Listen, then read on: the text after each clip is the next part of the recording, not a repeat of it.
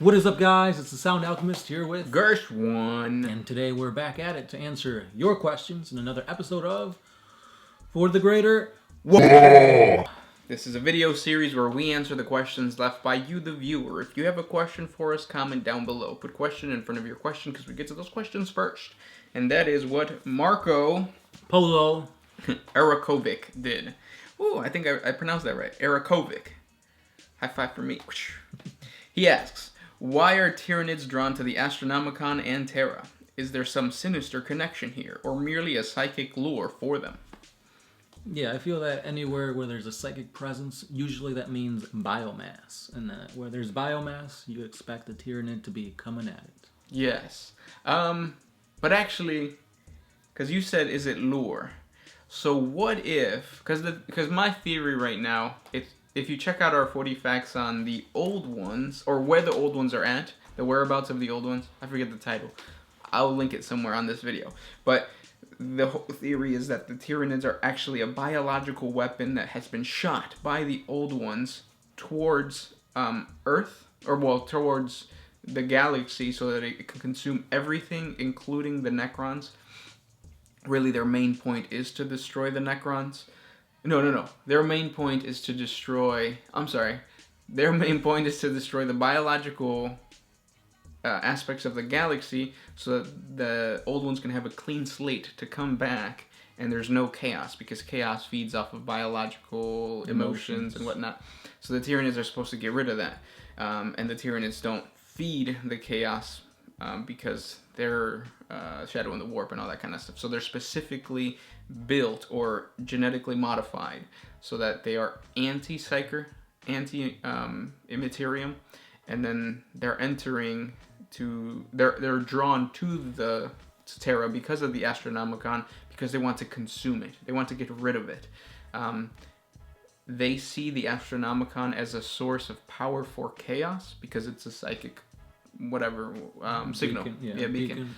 Now, you mentioning the lore made me think, what if the Chaos Gods are actually doing the whole bait type thing, where they're letting the Emperor continue living because he's like, what are those fish that live? The anglerfish. The anglerfish with the little light. Mm-hmm. What if the Emperor is the little light, and then the Chaos Gods are just like the giant fish, and when the Tyranids get close enough, they're gonna eat the Tyranids. Why they would do that, I'm not sure. I need to flesh out this theory because it just came to me like right now. Yeah, because when you were speaking about that, my theory came up that the Tyranids are here. They're using the Astronomicon again as bait, as a lure, but they're using it to kind of consume all life around it, so that the Necrons have no biological bodies to transfer to, so they'll be stuck in their robotic forms. Oh yeah, did I mention that or no? Okay, well that's actually a good point to my old theory. What do you guys think? Next question. BS Anarchy. What if Disney bought Warhammer 40K? What do you think will happen? Who will be considered a Disney princess? Well, there's already Disney princess Primarchs. Oh yeah, I saw that. They're pretty cool. I know. Who is it? I think it's Snow White is Lehman Russ. She looks cool. But I mean, if Disney, I don't see. Well, it'd be a lot less grim dark, but I don't see Disney taking it. No, because it would be really conflicting with they already have a Star Wars universe. Yeah, they got Star Wars. Yeah. Angron would be a Disney princess. Yeah. Who was Angron? The trying to picture. World Eater Primarch. No, but for the Disney princess. Oh, he'd have to be like Wasn't it? Who's the one with the yellow hair? Belle? There's a lot. Belle's got brown. I thought Belle had yellow hair. No, because Belle's from Beauty and the Beast. Oh, then who has red dresses? Red dresses? Because, he's red. Oh. Angron. I don't know. I don't know. We need to freshen up on our princesses. Next question. I have one from Colin Taylor. What's going on with the Space Wolf Codex? It feels like it's taking forever to come out. Oh yeah, I didn't even think about that. Because this is supposed to be the year of Xenos. But it started with like the Adeptus Mechanicus, or no, not the Adeptus, the Custodes. And then you had some Zeech, the Thousand Suns. But finally, we're getting to the Xenos part. We're getting Tau, Necrons, and Dark Eldar. So maybe after that we'll get some Space Wolves, but I haven't heard a damn thing about it. Can we get some orcs? How long has the 8th edition been out and we still don't have a codex for orcs? You haven't had a codex since what, 7th edition? 6th? No, we had one in 7th edition. Oh. We had, because the God School one came out, which I never picked up. Yeah. But I heard that supplement had like a bunch of rules with like teleportation platforms and like the rocks and stuff. You mean teleporters? Teleporters. Even like Orchimedes was a character. Oh, really? That's what I heard. Or maybe I just made it up. Next. But yeah, there's no word on Space Wolf stuff. Yeah. Next one. Doom Rise. Hello, OMS. From sunny Los Angeles. Hey. My question is more of a theory. Do you guys think that the Adeptus Custodes are augmented perpetuals? And that the secret, and that is why they are very unique. Thank you for the great work. No. Yeah, so I mean, in the new codex, it's been confirmed that they do recruit. They're just really, really strong warriors. They were the original 10,000. I believe it is 10,000. Were literally like hand augmented by the Emperor, so they're very powerful. The Emperor knew what he was doing. Like this guy's pinky toe is going to be half an inch shorter than the rest. That's going to make him 0.05 command points stronger against this character. So I don't know what I said. No, it makes sense. So it's like an RPG where the Emperor was like making his guys and giving them stats to be the best of the best. He took an hour just trying to figure out what hairstyle to put on each Adeptus Custodes. Different shades and whatnot. Next question comes from Snoopy Doo. Why are AdMech jerks? Because they're smarter than everybody else. Next question. Primarch Amon. Will they be able to resurrect Dawn of War after the last game? Yes. Yeah, I think so. If they go back to the original roots of the Dawn of War series, I mean, that's what everybody liked. That's what everybody enjoyed. Mm-hmm. With this new one, Dawn of War 3, they made it more like... They just I don't know. They just did some weird things, but... Yeah, I've never played it. Like, there's the captain in, like, Terminator armor. He could, like, do, like, backflips and stuff. Oh, yeah, I heard a lot of people got mad about that. Because he's, like, in super heavy armor. But then they're like, oh, no, he's wearing, like, gravity propulsion devices that make him weightless or something. But I don't know. Next question comes from YOLO Swag. Do you think the Emperor would prefer lasagna or spaghetti? Lasagna. Probably mom's spaghetti. Because there's blood on his golden armor already. I don't know. Next question. Oh, this one's by All Might. Are there goons in 40K? Nope. No. Just goblins. Mm-hmm. Next question comes from Paul Evans. Hey guys, got a couple questions for you. Love the videos. If you guys could design a new vehicle for any faction, what would it be? An aquatic vehicle for every faction. Yeah, I feel like GW, I've said this multiple times, they don't have anything that's water representationalized in the tabletop. We talk about it in the lore, like there's like orcs, submarines, and whatnot. Yeah. Speaking about representation, I would do a vehicle that can only be driven by women because it's just about time. He has another question. The electric boogaloo. Hey. What would happen if the Kroot evolved to be able to eat Necrons? Could they gain the self-repairing effects of the metal that makes up the Necrons' bodies? Would they get armor skin if they ate enough over time? Yeah. Because right now they can't eat Necrons because of the Nanoscarab Plague or something like that.